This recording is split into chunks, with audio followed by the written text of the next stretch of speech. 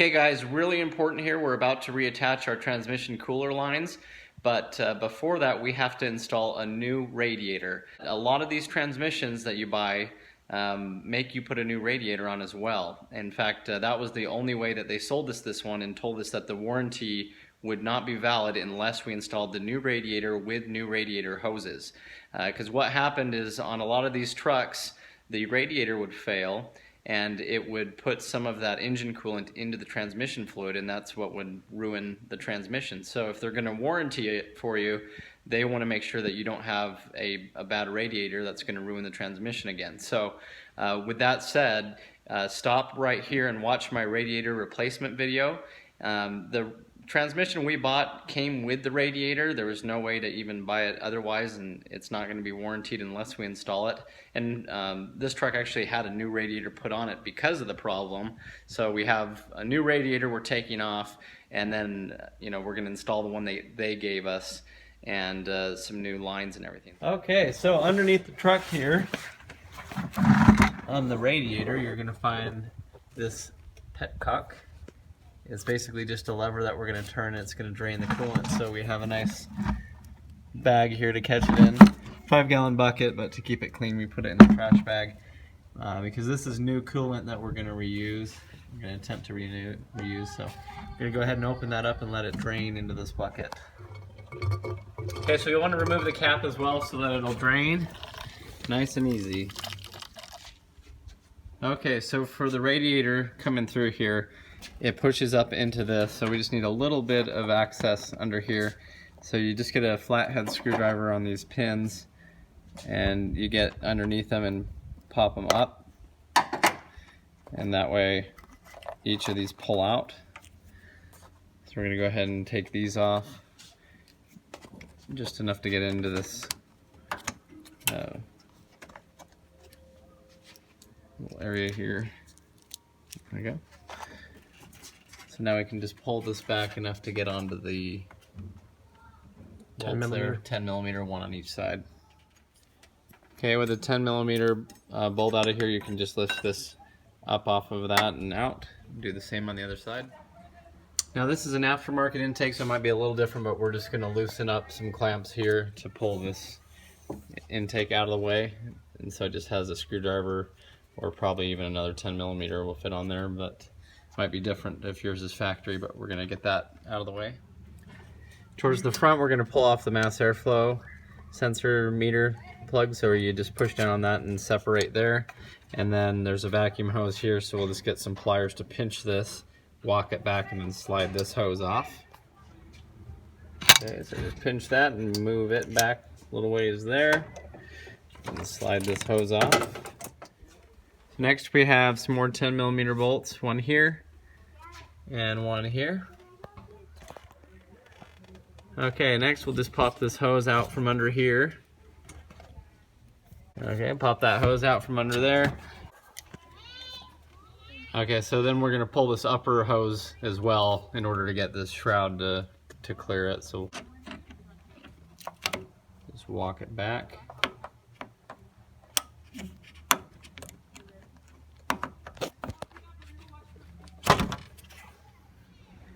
Okay, so we just undid the battery here with a 10 millimeter, took it off, got some corrosion there, and there was a tie down that went across the top with two 10 millimeters. And so now we're just going to be lifting the battery out so we can get a better kind of a better angle at a switch that's down in here. So now with the battery out of the way, we can go after this connection here. We're just going to push on the top of it and then separate it. Okay, so down here you're going to push in on this tab here. You'll hear it click, and as you do that, then you want to get a screwdriver and twist it here to separate it. Okay, so removing the shroud, I'm going to show you outside of the car since it's easier. But it has like a puzzle piece here, so it just kind of undoes itself on each side here and unclips. And so then this other piece drops out, and that allows you to move this over the fan that's still attached to the car. Okay, there's one more spot that the hose is also attached right here. Okay, so now you have a fan in here. We're going to disconnect it with a 10mm bolt right there. Just going to put that on there and take that off. Alright, next we're going to undo the radiator hose here on the driver's side. So we're just going to walk that clip back, and then we're just going to slide that hose off and drain any more of that into this bucket as well. Next we're going to disconnect these two transmission cooling lines. So there's one on each side, and just remember that transmission fluid is going to come out of this one, so don't mix it with your other coolant. Okay, there's also a 10mm bolt here, one on each side that we're going to take off. And then that'll separate it from the AC condenser. Okay, go ahead and pop off this hose as well.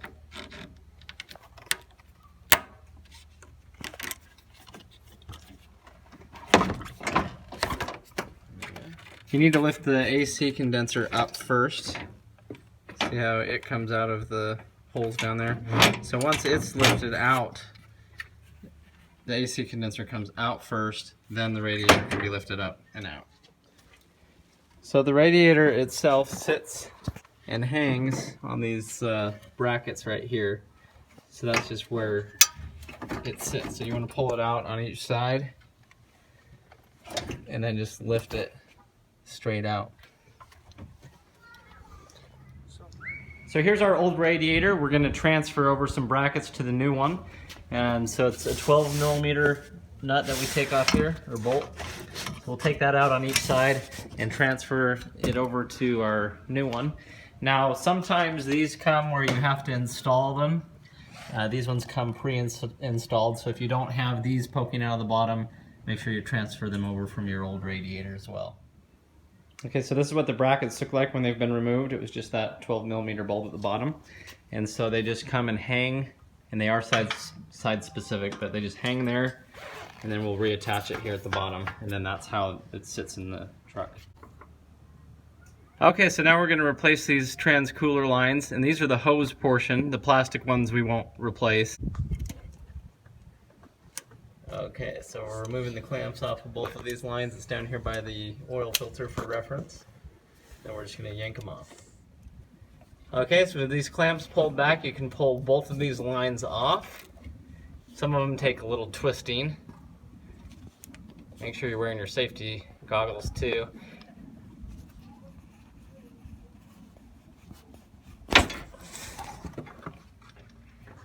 Okay, so from inside the wheel well here, we're coming around and disconnecting this line here. Okay, so we slid this clamp back, and now we're just sliding this line off here.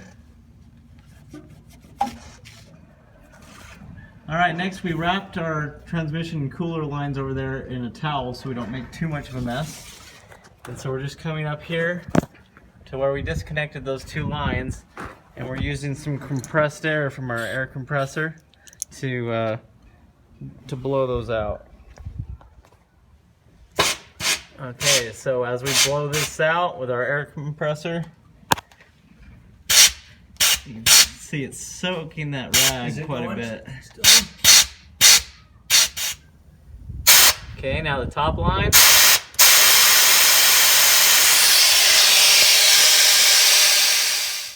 So the next hose that we're removing comes from the bottom of the transmission heat exchanger, it appears. So we're going to undo this clip here, and it also then unhooks down here with that clip. And there is a zip tie right there that will cut in order to remove the hose. Okay, so we just pulled the hose off of there, and then down here at the bottom, now it's off as well.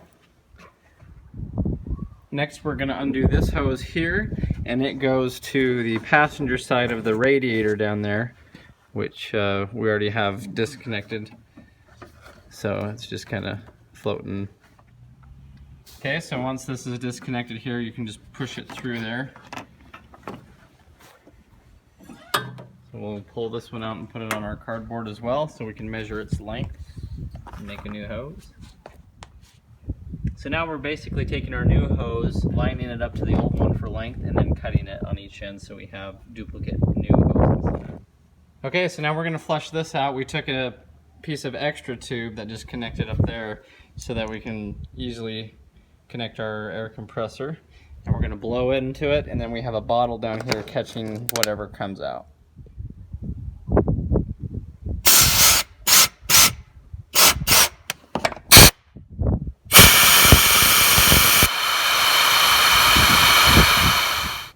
So even with this drained, you can see how much more of this is coming out with compressed air. So we want to get as much of that out of there as we can. That's even bad transmission fluid that you can see with that milkshake looking color to it. Should be a nice pure blood red, and it's not. So this is all contaminated. That would go back into your new transmission. Okay, so now we're going to hook up to that hose that was back in there and blow it out. So we just have a little piece of new hose here that we can slide on so we can get our air compressor in. Once again, this is just going into the bumper here. And so we're gonna blow air in here and catch it on the other side to drain that part out. So we just transferred over these clips and installed our new piece of hose going from here to here. It was a shorter piece. Okay, so now we added our new line there with our hose clamp, and it just drops down in there. We did move this insulator piece over as well by putting a little bit of Armor All on this and sliding it over. So now it's double thick, so that hose will not burst if it hits anything that gets hot. So we connected this one here. So this is inside the passenger side fender, and it goes down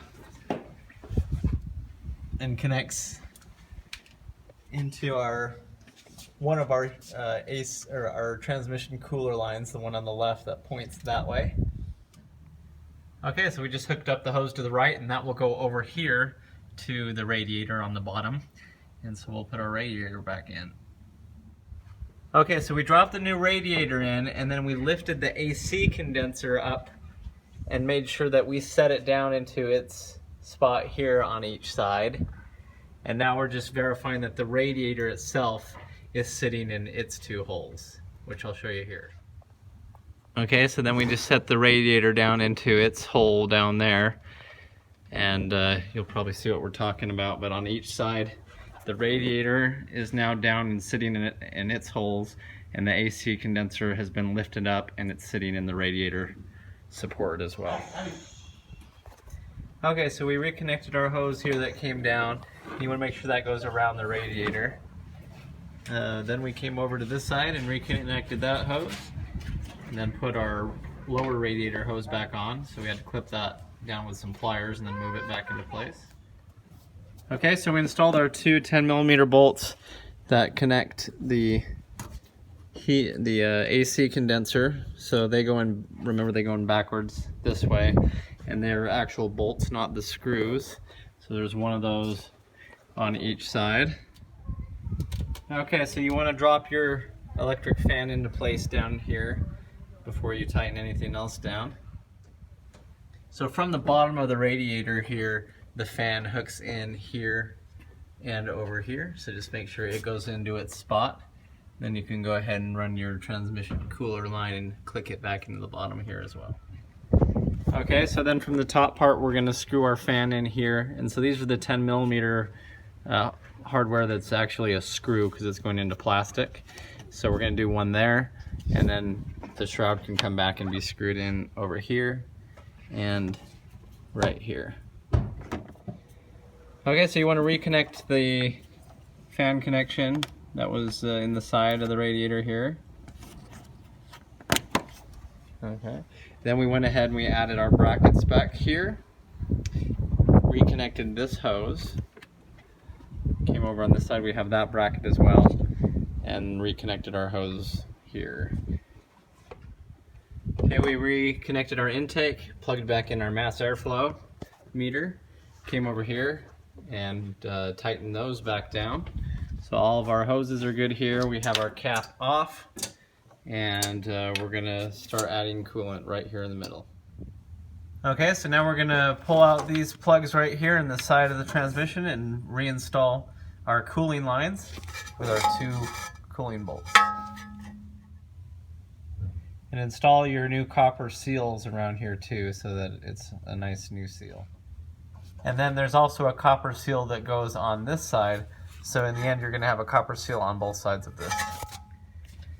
Okay, so now we're going to reconnect our transmission cooling lines, and so they just go back up into here with their big bolts. And so there's a copper washer on the back of this one, so we're going to put the bolt in here.